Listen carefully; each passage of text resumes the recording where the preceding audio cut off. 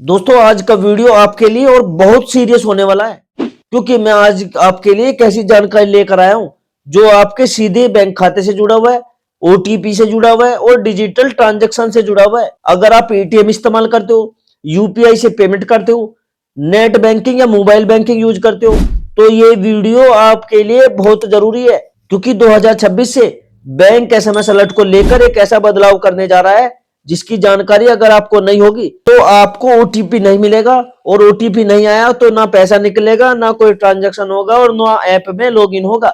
बहुत से लोग अभी ये सोचते हैं कि एसएमएस अलर्ट एक छोटी सी सुविधा है, लेकिन दोस्तों सच्चाई ये है कि आज के समय में जो एसएमएस अलर्ट है वो आपकी बैंकिंग की रीढ़ बन चुका है। चाहे पैसा खाते से कटे या खाते में पैसा आए, ओटीपी आए या कोई संदिग्ध गतिविधि हो, सबसे पहले जानकारी हमें एसएमएस से ही मिलती है। लेकिन 2026 में यही एसएमएस अलर्ट सिस्टम जो है वो पूरी तरह बदलने वाला है। इसलिए दोस्तों इस वीडियो को पूरा देखिए, क्योंकि वीडियो के एंड में आपको पता चलेगा कि कौन सी सेटिंग जरूरी है, कैसे चेक करें कि आपका एसएमएस अलर्ट चालू है या नहीं, और अगर बंद हो गया तो उसे दोबारा कैसे चालू कराना है। दोस्तों सबसे पहले अब साफ साफ समझ लेते हैं कि 2026 से क्या बदलने वाला है। आरबीआई और बैंकों की नई डिजिटल सिक्योरिटी गाइडलाइन के अनुसार अब सभी ग्राहकों को एसएमएस अलर्ट के लिए एक्सप्लिसिट कंसेंटन देना जरूरी होगा। पहले क्या होता था कि खाता खोलते समय मोबाइल नंबर जुड़ गया और अपने आप एसएमएस आने लगते थे, लेकिन अब ऐसा नहीं चलेगा। अगर आपने खुद से यह सेटिंग कंफर्म नहीं की तो बैंक आपके नंबर पर एसएमएस अलर्ट रोक सकता है। अब आप सोच रहे होंगे कि बैंक ऐसा क्यों कर रहा है। दोस्तों इसके पीछे तीन बड़े कारण हैं। पहला कारण तो है फर्जी नंबर और गलत केवाईसी, दूसरा कारण है बढ़ता हुआ एसएमएस फ्रॉड और ओटीपी स्कैम, और तीसरा कारण है ग्राहक की सहमति के बिना मैसेज भेजने पर लगने वाला नियम और जुर्माने। इसलिए 2026 में बैंक यह जिम्मेदारी ग्राहक पर डाल रहे हैं कि वे खुद बताए कि उसे एसएमएस अलर्ट चाहिए या नहीं। अब सबसे बड़ा झटका यहाँ है, अगर एसएमएस अलर्ट बंद हुआ तो सिर्फ ट्रांजैक्शन अलर्ट ही नहीं रुकेगा, बल्कि ओटीपी भी नहीं आएगा। मतलब आप एटीएम से पैसा निकालने जाएंगे तो ओटीपी नहीं आएगा, नेट बैंकिंग में लॉगिन करेंगे ओटीपी नहीं आएगा, यूपीआई में नया डिवाइस जोड़ेंगे ओटीपी नहीं आएगा। यानी आपका खाता टेक्निकली सेफ होगा लेकिन प्रैक्टिकली अनयूजेबल हो जाएगा। अब बात करते हैं उन लोगों की जो सबसे ज्यादा खतरे में है। सबसे पहले आते हैं बुजुर्ग लोग जो एसएमएस अलर्ट को बेकार समझते हैं। दूसरे हैं गांव के लोग, इनके मोबाइल नंबर बैंक में तो जुड़े हैं लेकिन सिम बंद हो चुकी है या किसी और के नाम पर चल रही है। तीसरे हैं वो लोग जिन्होंने अपना नंबर बदल लिया लेकिन बैंक में उस नंबर को अपडेट नहीं कराया। और चौथे हैं वो लोग जिन्होंने कभी एसएमएस अलर्ट चार्जेस को अवॉइड करने के लिए इसे बंद करा दिया था। दोस्तों बहुत से लोग सोचते हैं कि व्हाट्सएप या ऐप नोटिफिकेशन आ जाता है तो एसएमएस की क्या जरूरत है, लेकिन बैंक ओटीपी अभी भी एसएमएस बेस्ड सिस्टम पर ही चलता है। अगर आपके फोन में स्मार्ट ऐप है, इंटरनेट है, फिर भी ओटीपी एसएमएस से ही आएगा। इसीलिए एसएमएस अलर्ट बंद होना मतलब पूरे बैंकिंग सिस्टम से बाहर हो जाना है। अब बात करते हैं उस एक जरूरी सेटिंग की जिसे अगर आपने नहीं किया तो 2026 में परेशानी तय है। देखो यह सेटिंग है मोबाइल नंबर रीवेरिफिकेशन और अलर्ट कंसेंट। अब दोस्तों बैंक चाहते हैं कि जो ग्राहक है वो खुद कंफर्म करे कि नंबर उसी का है या एक्टिव है और उस पर एसएमएस अलर्ट चाहिए। कई बैंक इसके लिए एसएमएस भेजेंगे, ऐप में ऑप्शन देंगे या ब्रांच में फॉर्म भरवाएंगे। अब सवाल आता है कि कैसे पता करें कि आपके खाते में एसएमएस अलर्ट चालू है या नहीं। इसका सबसे आसान तरीका है अपने खाते से 10 या 20 रुपए का छोटा सा ट्रांजैक्शन करो।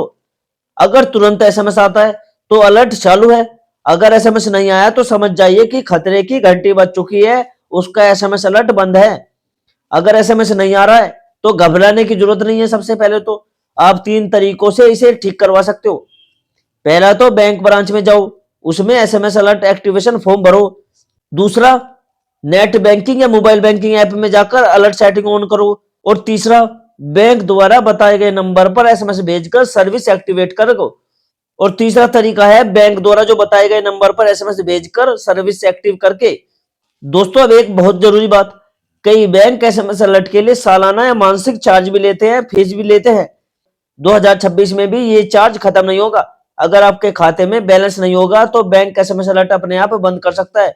इसलिए मिनिमम बैलेंस या रिक्वायर्ड चार्जेस का ध्यान रखना भी बहुत जरूरी है। अब एक रियल लाइफ सिचुएशन समझिए। मान लीजिए आप रात में कहीं फंसे हो, एटीएम से पैसा निकालना है, मशीन ओटीपी मांगती है लेकिन आपके फोन पर ओटीपी आता ही नहीं। आप परेशान, बैंक बंद, हेल्पलाइन बिजी, यह सिर्फ इनकन्वीनियंस नहीं बल्कि इमरजेंसी में बड़ी परेशानी बन सकती है। अब बात करते हैं सिक्योरिटी की। अगर एसएमएस अलर्ट चालू नहीं है तो आपको यह भी पता नहीं चलेगा कि आपके खाते से कोई गलत ट्रांजैक्शन भी हो रहा है, यानी फ्रॉड होने की स्थिति में आपको देर से पता चलेगा और पैसा वापस मिलने की संभावना भी कम हो जाएगी। इसलिए एसएमएस अलर्ट सिर्फ सुविधा नहीं, सुरक्षा भी है। दोस्तों अब मैं आपको कुछ बोनस टिप्स बताता हूं जो आपको बैंकिंग में बहुत काम आएंगे। देखो, पहला तो अपने मोबाइल में बैंक एसएमएस के लिए अलग नोटिफिकेशन साउंड रखो ताकि ओटीपी मिस ना हो, यानी जैसे ही मैसेज आए तो आपकी उसकी अलग रिंगटोन बजे जैसे ही बैंक का मैसेज आए। दूसरा, कभी भी ओटीपी या ऑटो डिलीट ऐप का इस्तेमाल ना करो। तीसरा, अगर डबल सिम है फोन में तो बैंक वाला सिम हमेशा एक्टिव स्लॉट में रखो। एक बात और याद रखना, समय समय पर एसएमएस इनबॉक्स साफ करते रहो ताकि वहां पर नया ओटीपी आ सके और आने में कोई दिक्कत ना हो। एक और जरूरी बात, अगर आप विदेश में रहते हो तो इंटरनेशनल रोमिंग के बिना ओटीपी नहीं आएगा। ऐसे में आपको पहले बैंक से बात करके अल्टरनेटिव वेरिफिकेशन मेथड एक्टिव करवाना चाहिए। अगर आपके मोबाइल पर बार बार ओटीपी फेल होता है, फोन स्विच ऑफ रहता है या इनबॉक्स फुल होने की वजह से ओटीपी डिलीवर नहीं होता तो 2026 में बैंक सिस्टम आपके नंबर को अनरिएबल बनाकर एसएमएस अलर्ट सस्पेंड कर सकता है। जिन लोगों के फोन में डीएनडी यानी डू नॉट डिस्टर्ब चालू है उनके ओटीपी और bank SMS feature telecom rules के कारण ब्लॉक हो सकते हैं। इसलिए बैंक एसएमएस सेंडर आईडी को अलाउ करना भी जरूरी है। अगर खाते में मिनिमम बैलेंस नहीं है और एसएमएस अलर्ट चार्ज कट नहीं पाए तो बैंक बिना नोटिस दिए एसएमएस अलर्ट बंद कर सकता है, जिससे ओटीपी आना बंद हो जाएंगे। अगर बैंक अकाउंट किसी और के मोबाइल नंबर से लिंक है तो 2026 में वेरिफिकेशन के समय ओटीपी डिलीवर रिस्ट्रिक्टेड हो सकती है, क्योंकि अकाउंट होल्डर और सिम ओनर मैच जरूरी होता जा रहा है। डुअल सिम फोन में बैंक वाला जो सिम है वो सेकेंडरी स्लॉट में होने पर ओटीपी लेट या मिस हो सकता है, खासकर इमरजेंसी में। एक और बात याद रखो, नया फोन लेने के बाद डिवाइस वेरिफिकेशन पूरे ना होने पर भी ओटीपी इशू आ सकता है, क्योंकि कई बैंक अब डिवाइस बेस्ड सिक्योरिटी यूज करते हैं। अब दोस्तों वीडियो के एंड में एक छोटा सा रिकैप वीडियो का। देखो, 2026 में एसएमएस अलर्ट बिना आपके कंसेंट के गारंटीड नहीं रहेगा। ओटीपी पाने के लिए एसएमएस अलर्ट जरूरी है, मोबाइल नंबर एक्टिव और वेरीफाइड होना चाहिए, चार्जेस और बैलेंस का ध्यान रखो, और सबसे जरूरी, आज ही टेस्ट ट्रांजेक्शन करके चेक करो कि एसएमएस आ रहा है या नहीं।